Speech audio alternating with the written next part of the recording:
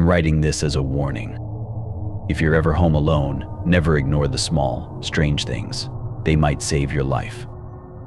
Last summer, my parents went on a weekend trip to celebrate their anniversary, leaving me, a 17-year-old who fancied herself independent and unafraid, in charge of the house.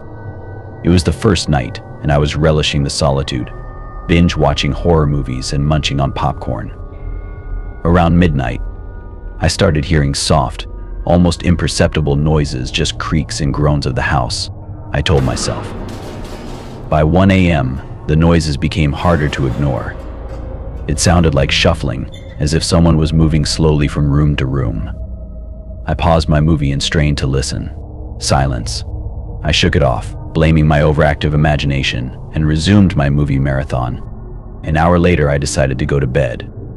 I turned off the TV and the lights, then headed upstairs. Halfway up, I felt an inexplicable chill. The hallway light flickered briefly, but that had happened before. Still, my skin prickled, a sense of foreboding creeping up my spine. I shook my head and pushed it aside. I brushed my teeth and slipped into bed, trying to convince myself that everything was normal.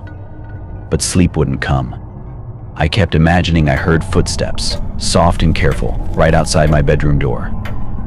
At one point, I even thought I saw a shadow move across the bottom of the door.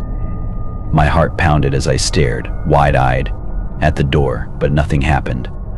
Finally, exhaustion overtook fear, and I dozed off. I woke up to a loud crash from downstairs. I shot up, heart racing. My phone read 3:17 a.m. I grabbed it, trying to dial 911, but my hands were shaking too badly. I crept out of bed, quietly opening my door and peeking into the dark hallway. I could see the faint glow from the kitchen light, which I had definitely turned off. Gathering my courage, I tiptoed down the stairs, clutching my phone like a lifeline. As I reached the bottom, I saw something that made my blood run cold. The kitchen window was wide open, curtains flapping in the breeze. On the floor lay a shattered glass. But that wasn't the worst part. There were muddy footprints trailing from the window, through the kitchen and into the living room. I held my breath, listening. The house was eerily silent. My mind raced. Should I run? Hide? My eyes darted around, searching for something, anything I could use as a weapon. I settled on a heavy frying pan. Creeping through the house, I followed the footprints, my heart pounding louder than my footsteps. They led to the basement door, which was slightly ajar. I hesitated, every horror movie I'd ever seen screaming at me not to go down there. But then, a voice called out. A low, desperate whisper, "Help me." I froze. It was a child's voice. Against every instinct, I moved forward, pushing the basement door open with trembling hands. The steps creaked as I descended, and the smell hit me damp and decaying.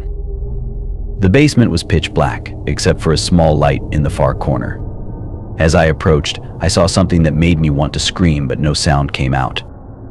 There was a small figure huddled in the corner, looking up at me with hollow, lifeless eyes.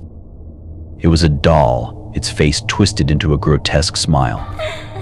Then, the whisper came again, but this time it was right behind me. I said, "Help me." I spun around, swinging the pan wildly, but there was nothing, just darkness and that horrible, lingering voice. I bolted up the stairs, slamming the basement door behind me and locking it. I called the police, my voice barely more than a frantic whisper. They arrived within minutes, but it felt like hours. They found nothing and no one, just the open window and the footprints leading to the basement.